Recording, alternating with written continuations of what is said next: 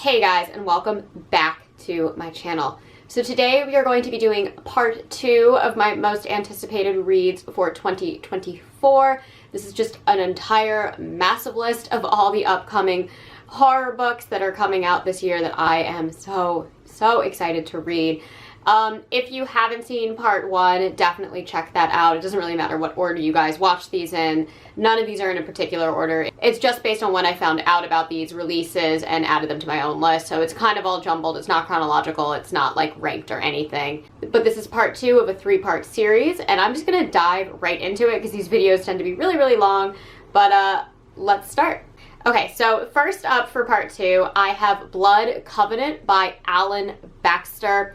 Alan Baxter wrote Sallow Bend, which was my second highest ranked read of 2023. If you haven't seen my top reads of 2023, also definitely check that out.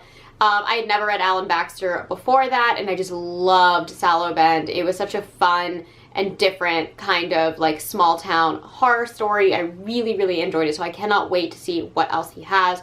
I have very little information on this book, but I do know that it will be coming out in May 2024 and is being released by Cemetery Dance Publications. There is a little blurb that I found on Alan Baxter's website, and it says, "What should have been a cakewalk of a bank heist for James Glenn and his crew goes violently wrong, forcing them to flee, blood-stained and angry. Luckily, they stumble onto a remote lodge that doesn't open for another month. A perfect place to lie low until the heat's off, except it's occupied. The Moore family, just arrived to prepare for the season, are taken hostage by the criminals, but not without bloodshed. And when blood gets spilled, something ancient notices, something malevolent, something ravenous. Their only hope is the youngest Moore, teenager Reuben, outside and unseen when James and his gang arrive. It's up to Reuben to get help and save his family, but the influence of the ancient evil is taking a toll on him as well." And it says, Paul Tremblay's The Cabin at the End of the World meets Adam Neville's The Ritual with a monstrous reinvention. It also kind of gives me A Child Alone with Stranger vibes. If you guys have read that book, definitely feels a little similar in like the premise, but I loved that book, so very excited for that. Okay, next up we have Middle of the Night by Riley Sager. This will be coming out on June 18th, 2024. I love Riley Sager. Riley Sager always writes such fun and twisty, turny books. I know he is not an author for everybody. I know people don't love being blindsided by books and they feel like they should be able to fully figure out the mystery, but I kind of love always trying to guess what ridiculous conclusion is going to come out of Riley Sager's works. I loved The Last Time I Lied. That was definitely one of my favorite books, I believe, of 2020. And his latest release, The Only One Left, did make it onto my top 10. So I've always really enjoyed Riley Sager's writing. He does release a book every single year, so always stoked for his annual releases. Let's read what this one's about. In the latest jaw-dropping thriller from New York Times bestselling author Riley Sager, a man must contend with the long-ago disappearance of his childhood best friend and the dark secrets lurking just beyond the safe confines of his picture-perfect neighborhood. The worst thing to ever happen on Hemlock Circle occurred in Ethan Marsh's backyard. One July night, 10-year-old Ethan and his best friend and neighbor Billy fell asleep in a tent set up on a manicured lawn in a quiet, quaint New Jersey cul-de-sac. In the morning, Ethan woke up alone. During the night, someone had sliced the tent open with a knife and taken Billy. He was never seen again. 30 years later, Ethan has reluctantly returned to his childhood home.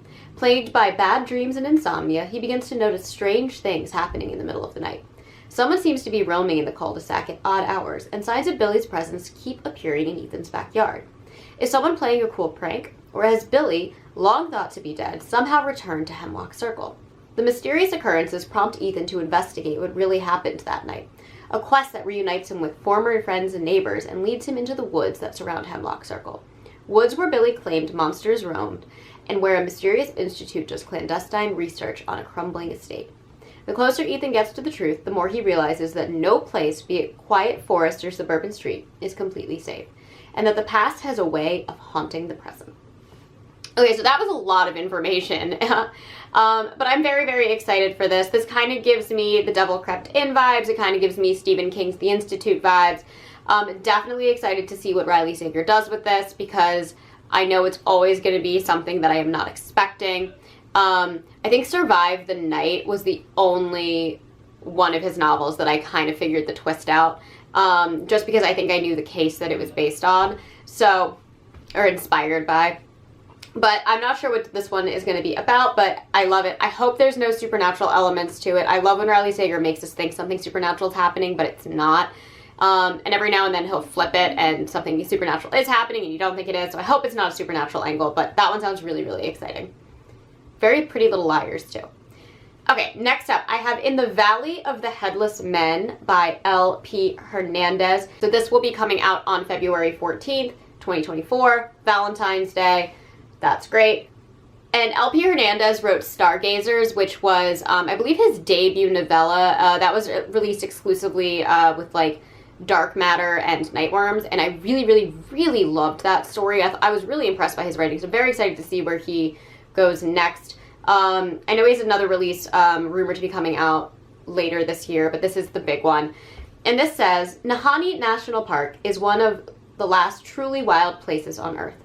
Accessible only by plane and only when the weather cooperates. It's the perfect place for estranged brothers Joseph and Oscar to have an adventure following the death of their mother. Jillian, Joseph's first love, invites herself along in the spirit of friendship. The park is much more than beautiful. It's mysterious, with legends of giants and hidden prehistoric animals. And among its few visitors, an outsized number of violent deaths inspire its second, more seductive name. While dreaming of the future, the group finds themselves confronted by the past. Far from home and far from help, in the Valley of the Headless Men. L.P. Hernandez is one of the most entertaining and much-needed voices in horror fiction's new vanguard. And that is a quote from Brian Keene. Okay, definitely interested to see where that goes. What I liked about Stargazers is, to me, it felt like a concept that I'd seen done a bunch, but had a very unique spin. I really loved L.P. Hernandez's voice in that. It was a very compelling story, and I had so much fun reading it. So definitely excited to read more from him. Okay, next up, we have In Excess of Dark. And this is by Red Legault, and will be out on March 15th of 2024.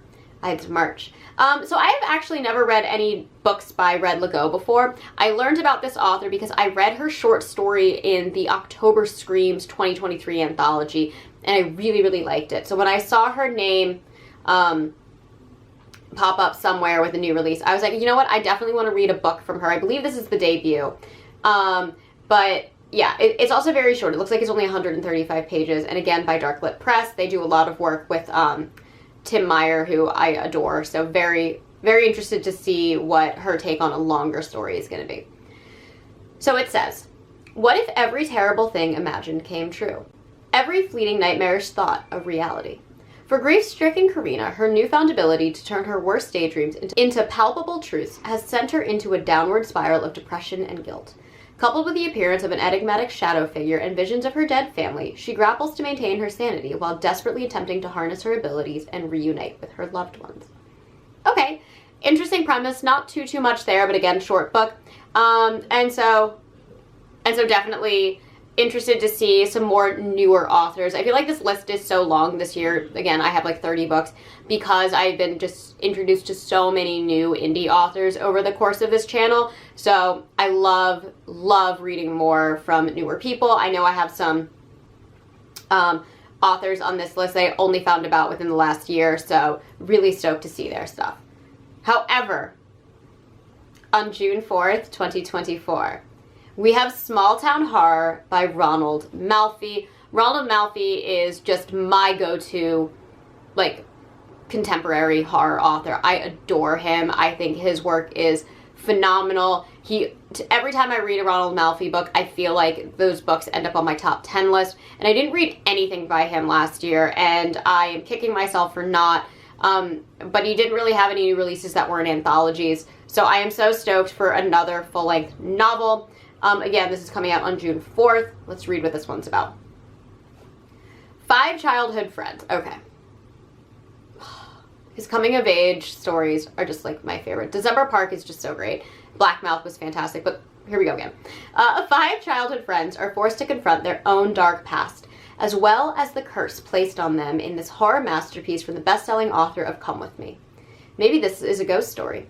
Andrew Larimer thought he left his past behind. But when he receives a late-night phone call from an old friend, he finds he has no choice but to return home and to confront the memories and the horror of a night years ago that changed everything. For Andrew and his friends, this past is not dead, and the curse that has befallen them now threatens to destroy all that they've become. One dark secret, one small town horror. Oh, interesting. Okay, so this immediately gives me that Night in the Woods vibes by Christopher Triana. That was a release that came out in late 2023. Very similar premise. Interested to see how two authors that I really, really adore do similar concepts in different ways. Again, they could be absolutely nothing alike, but just judging by what the overarching premise is, really, really interesting. I actually didn't love that Night in the Woods either. That was like the one Christopher Triana book I read this year, actually like ever, that I wasn't the biggest fan of, so put that aside. Okay, next up, and I have very, very little information on this. This is literally from, what do we call tweets now? I don't know, I don't use X, but I saw a screenshot of this that Tim Meyer had posted. But Tim Meyer has a new novel coming out in fall 2024, also through Darklit Press, called Vanishing Castles. Author of Lacuna's Point, Malignant Summer, Dead Daughters, and Rainbow Filled, Tim Meyer's Vanishing Castle, in which two true crime podcasters uncover the terrifying truth about a local urban legend, an elusive castle in the woods that people see just before they die. That is all the information that we have. Again, this is like a tweet, it looks like, so the grammar is a little off. But Tim Meyer did fully repost it, so he has endorsed that this is what this is. If you've been on my channel long enough, you do know that I really like Tim Meyer. Malignant Summer is one of those books that I just adore. I wish I could go back and read it again for the first time. I thought it was so brilliant. And I wasn't the biggest fan of his full-length release this year, Lacuna's Point, so definitely interested to see what he has for us next, because usually he is a big hit author for me, but wasn't the biggest fan of Lacuna's Point. He had a novella that came out in 2023 called Rainbow Filth that I liked a lot more and felt more like his style. And he does always tend to lean towards cosmic horror. I'm not a cosmic horror fan, but he's an author who can make me read cosmic horror, so I really, really appreciate that. Okay, next up. I believe this is a novella, and I think it's illustrated, but on July 30th, Clay McLeod Chapman is releasing a book called Stay on the Line in collaboration with Trevor Henderson, who I do believe is an illustrator. There's very, very little on this, but it says, after a small coastal town is devastated by a hurricane, the survivors gravitate toward a long out-of-service payphone in hopes of talking out their grief and saying goodbye to loved ones, only for it to begin ringing on its own. As more townspeople answer the call, friends and family believed to have been lost to the storm begin searching for a way back home. This novelette features several new illustrations by Trevor Henderson. So there you go. I am very impressed and very intrigued by Clay McLeod Chapman. I was first exposed to him reading Whisper Down the Lane, which I enjoyed, and then he had this like kind of crazy breakout novel called Ghost Eaters back in 2022 that I didn't love, but a lot of people did, and I understand why. Mushroom horror. And then he recently released What Kind of Mother, which did make it onto my top 10. So he's definitely one of those authors that I kind of ebb and flow with. Definitely interested to see what he has in a short form. He also wrote a story in the October Screams anthology. I believe it was the opening one, and it was one of my favorites, so definitely would love to read something again from him in a shorter form. Okay. Next up, we have So Thirsty by Rachel Harrison, and this will be coming out on September 10th of 2024.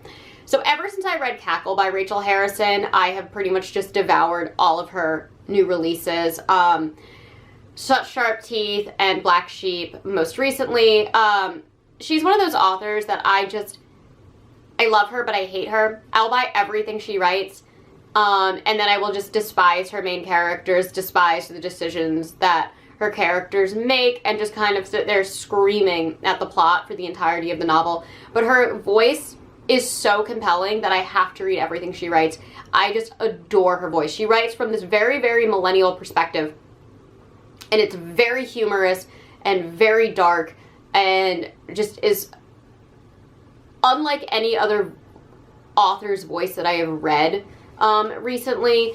It just kind of feels like I'm talking to a friend who's like my same age. I feel like she is about the same age as me. So I just always have to read her books, and then I just have all these crazy thoughts every single time about how much I hate the main characters and how much I can't stand all of the decisions made, most of the characters in general actually, and yet I still read her stuff. So I don't know. I don't know, I'm just going to continue to read her stuff, and then I'm going to continue to caution everybody that I don't know if I actually like her stories or not, but I like her as an author, so do with that what you will. But let's read the premise of So Thirsty. A woman must learn to take life by the throat after a night out leads to irrevocable changes in this juicy, thrilling novel from USA Today best-selling author of Such Sharp Teeth and Black Sheep. Sloane Parker is dreading her birthday. She doesn't need a reminder she's getting older or that she's feeling indifferent about her own life. Her husband surprises her with a birthday weekend getaway. Not with him, but with Sloane's longtime best friend, troublemaker extraordinaire Naomi.